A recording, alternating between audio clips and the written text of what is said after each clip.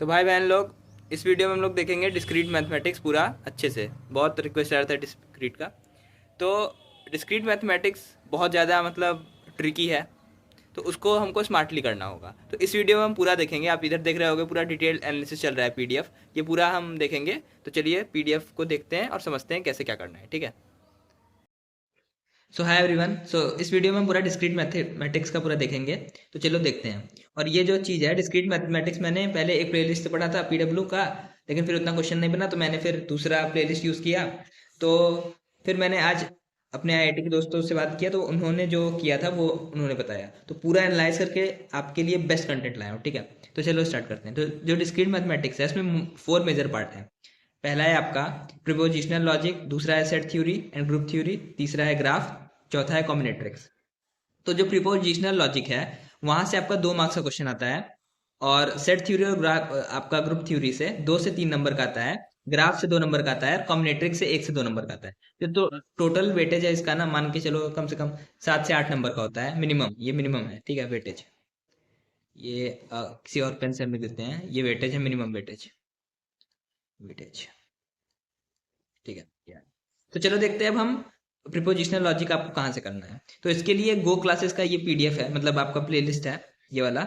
और इस प्लेलिस्ट में आपको लेक्चर नंबर ये 1 करना है, 2 करना है एंड 3 करना है। फिर आपको पीवाईक्यू सॉल्व करना है गेट वाला का, 2008 से लेके 2025 तक, ठीक है। पीवाईक्यू सॉल्व करना है आपको।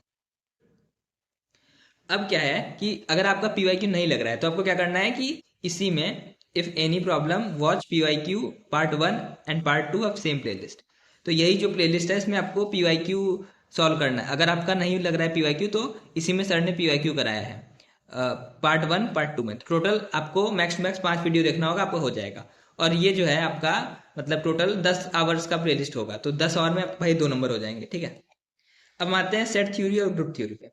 सेट थ्योरी क्या था कि अगर आप गो से करोगे तो बहुत लंबा था, तो आप वहां से मत करो। पीडब्ल्यू से भी आप कर सकते हो, जहाँ से मैंने पढ़ा था। और सेट थ्योरी अच्छा पढ़ाया था सर ने वैसे। तो इसमें क्या करना है कि सब लिंक आपको मिल जाएगा डिस्क्रिप्शन में।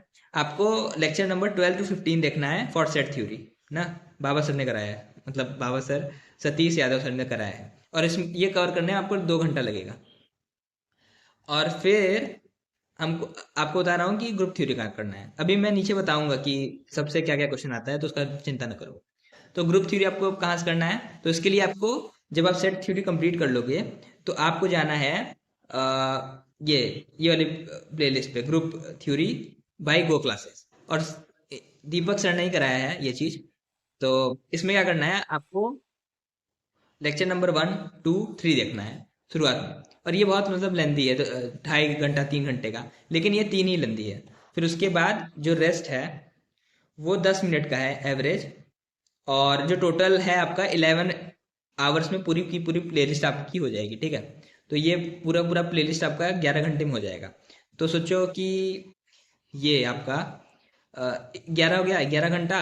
और ऊपर आप देखो तो ये हमारा 2 घंटा था, तो 13 घंटे में आपका ये वाला पार्ट कंप्लीट हो जाएगा। कौन सा, सेट थ्योरी और ग्रुप थ्योरी। और यहाँ से आपके 2 नंबर कंफर्म हो जाएंगे, 2 से 3 नंबर। लेकिन प्रैक्टिस भी करना है अच्छे से, ठीक है। आपको यहीं पे लिख दे रहा हूँ, कंप्लीट करने के बाद आपको क्या करना है, सॉल्व पी बाई क्यू। फिर आता है भाई हमारा तीसरा पार्ट जो है ग्राफ थ्योरी। अब ग्राफ थ्योरी भी आपको गो क्लासेस से करना है। और इसमें टोटल कितना था, हाँ, तो यहाँ पे टोटल हमारे पास 7 वीडियो हैं, ठीक है, 7 लेक्चर हैं इस प्लेलिस्ट में।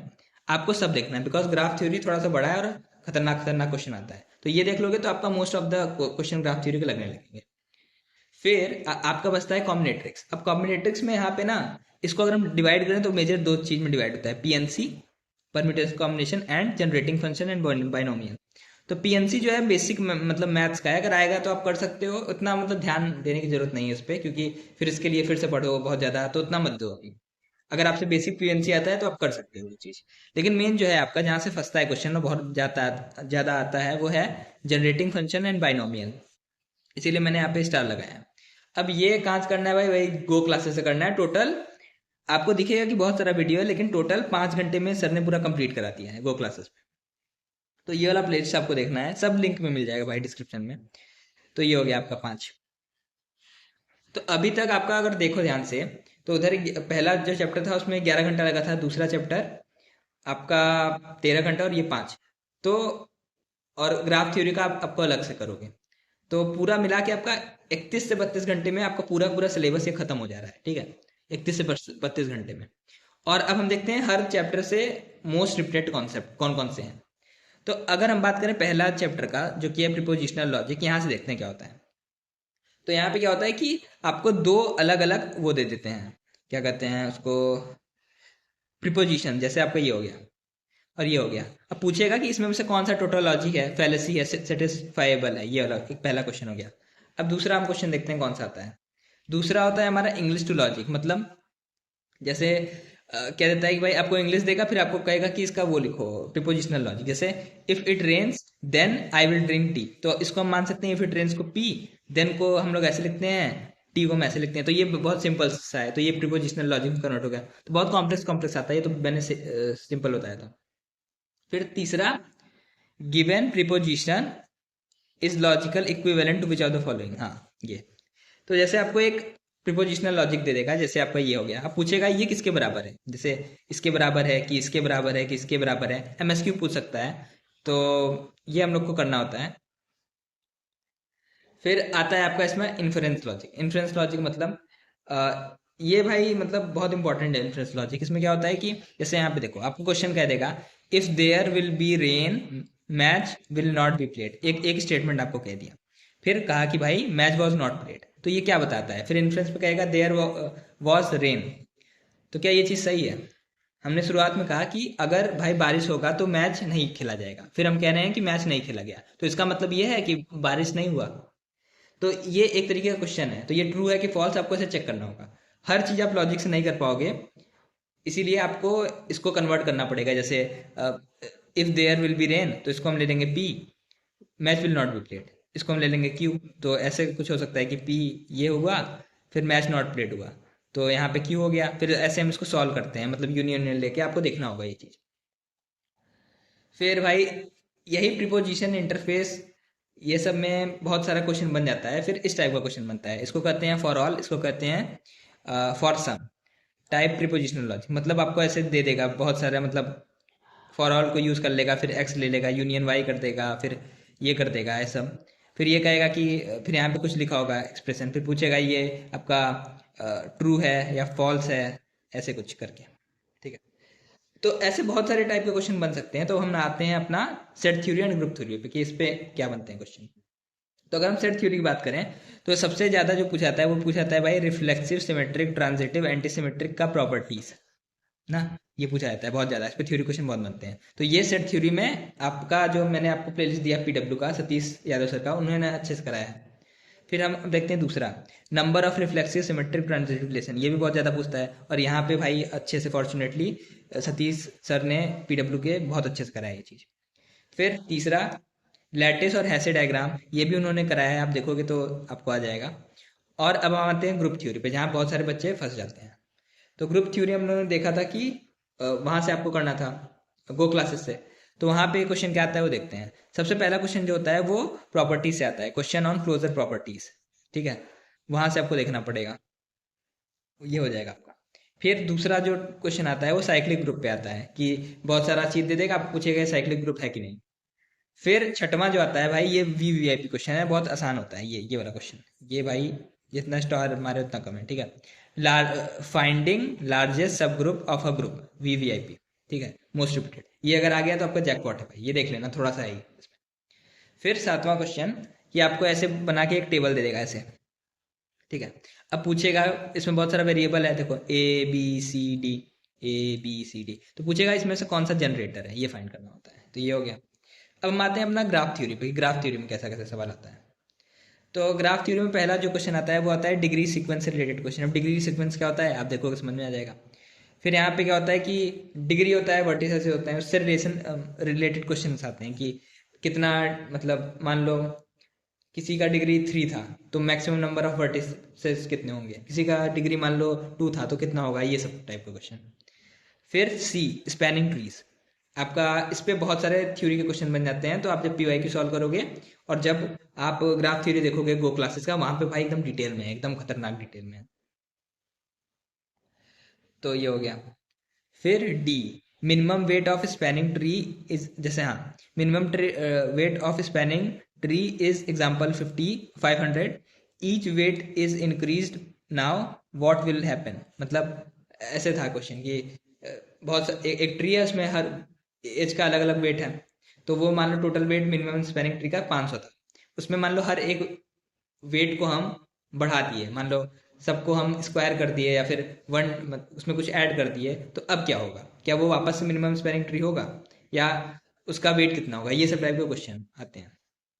फिर ई, नंबर, हाँ, number of minimum weight spanning tree possible, ये चीज आपको बहुत सारा ग्राफ दे देगा, एक ग्राफ देगा, उसमें क्या होगा कि बहुत सारा एजेस सेम होंगे, मतलब किसी का वेट 5 है तो दूसरे किसी और का भी वेट 5 होगा। तो उस केस में क्या होता है कि बहुत नंबर ऑफ स्पैनिंग ट्री बन सकते हैं। तो आपको वो फाइंड करना आना चाहिए कैसे होगा। फिर एफ, क्रोमेटिक नंबर फाइंड करना आना चाहिए। मतलब यहाँ पे मान लो अगर आपके, ये तो बड़ा मस्त समझा दूंगा आपको, मान लो ए है, फिर बी है, फिर सी है, ऐसे कनेक्टेड है। तो क्रोमेटिक नंबर क्या होता है कि ऐसा कनेक्ट नंबर ऑफ कलर्स जो आप यूज करो, और ऐसा कि पास पास में ना हो। मतलब अब अगर आपको करना है तो ए को आप मान लो इसको ऐसे इस कलर से कर सकते हो, तो अब बी को कौन से कलर से करोगे? इससे नहीं कर सकते बिकॉज बगल में है। तो आप क्या करो, कोई और कलर यूज करोगे। तो ये हो गया। अब सी को क्या कर सकते हो? सी जो था, अब इसको ना आप ब्लू से कर सकते हो ना आप रेड से कर सकते हो, क्योंकि बगल बगल में हो जाएगा। तो आप कोई और यूज कर लो, ग्रीन। यहाँ पे ये हो गया। अब मान लो कोई और बेट था यहाँ पे और ये कनेक्टेड था इससे, तो अब यहाँ पे कौन सा कलर यूज कर सकते हो? यहाँ पे आप रेड यूज कर सकते हो, रेड नहीं यूज कर सकते, कोई और भले यूज कर लो। तो हम भाई ये यूज कर ले रहे हैं बिकॉज ये जो है रेड से मतलब कनेक्टेड है, तो रेड नहीं यूज कर सकते, बाकी से नहीं कनेक्टेड। तो इसका क्रोमेटिक नंबर कितना हो गया? यहाँ पे 3 हो गया इसका क्रोमेटिक नंबर है। तो ऐसे कुछ। अब क्या होता है कि एज ब्रिज कट क्वेश्चन, मतलब क्या होता है कि एज पे तो आपने देख लिया। अब ब्रिज क्या होता है कि अगर दो पॉइंट है ऐसे ऐसे, तो इन दोनों को जो लाइन ज्वाइन करेगी उसको हम लोग कहते हैं एज। तो अगर इसको हटा देंगे तो क्या होगा, फिर काट देंगे तो क्या होगा, ये सब क्वेश्चन। फिर यहाँ पे एक पॉइंट होता है बाई पार्टाइट ग्राफ का, ये भी गो क्लासेस में कराया गया है, तो आप ये वो देख लेना। अब हम आते हैं भाई लास्ट टॉपिक पे, जो है आपका कॉम्बिनेट्रिक्स। लेकिन हम कॉम्बिनेट्रिक्स पूरा नहीं पढ़ेंगे, हम बस जनरेटिंग फंक्शन पढ़ेंगे और बाइनोमियल। तो वहां से क्या आता है देखते हैं। तो जनरेटिंग फंक्शन से क्या होगा कि आपको एक मान लो ए एन दिया होगा, ठीक है, एक टर्म दिया होगा, इसको मान लो कि जनरल एक्सप्रेशन हो गया किसी भी सीक्वेंस को रिप्रेजेंट करने का। तो ये ए एन आपको दे दिया। अब कहेगा भाई convert to close form generating function. तो कैसे करोगे? आपका ये जो है कुछ ऐसे कन्वर्ट हो जाएगा, मतलब इस तरीके का कुछ कन्वर्ट हो जाएगा। इसको कहते हैं हम लोग क्लोज फॉर्म जनरेटिंग फंक्शन। ये एक टाइप का हो गया। फिर दूसरे टाइप का क्वेश्चन क्या होता है कि ये जनरेटिंग फंक्शन आपको दे देगा, जो आपने यहाँ पे निकाला ये वाला, ऐसे ये पहले से दे देगा। आपको कहेगा कि भाई अब इसमें आप माइनस फाइनस करके दिखाओ। मतलब मान लो आप इसका ए 7th फाइंड करो, इसमें में से माइनस कर दो ए 5th, या फिर आप इसका ए 100 फाइंड करो, इसमें से माइनस कर दो ए 20, ऐसे एक्सेट्रा। तो ये था। तो ये था भाई पूरा पूरा रोड मैप कैसे करना है। और टोटल अगर आप देखो तो टोटल आपका यहाँ पे था, क्या करते हैं, टोटल आपका भाई 31 से 32 आवर में कंप्लीट हो जाएगा। और एकदम बेस्ट रिसोर्स है भाई। पूरा दोस्तों से पूरा डिस्कस किया, जो आई में पढ़ते थे उन लोग का भाई डिस्क्रीट तगड़ा था, यहाँ से उन्होंने किया था भाई, हो गया। चलो, और थैंक यू। और मैंने आज वादा पूरा कर दिया, 2-2 वीडियो बना दी एक दिन में। और अगर आपको ऐसे वीडियो देखना है, और 1 नवंबर से मैं पूरा लाइव स्ट्रीम करूंगा, आपको बस पढ़ के आना है हर चीज़ जो जो मैं बता रहा हूँ, रोज बताऊंगा। आज ये पढ़ के आना है और आपको आना है, और हम PYQ करेंगे बैठ के, ठीक है। तो चैनल को सब्सक्राइब कर लेना अगर आपको ऐसे ही चाहिए चीज़। और चलो अब मिलते हैं नेक्स्ट वीडियो में।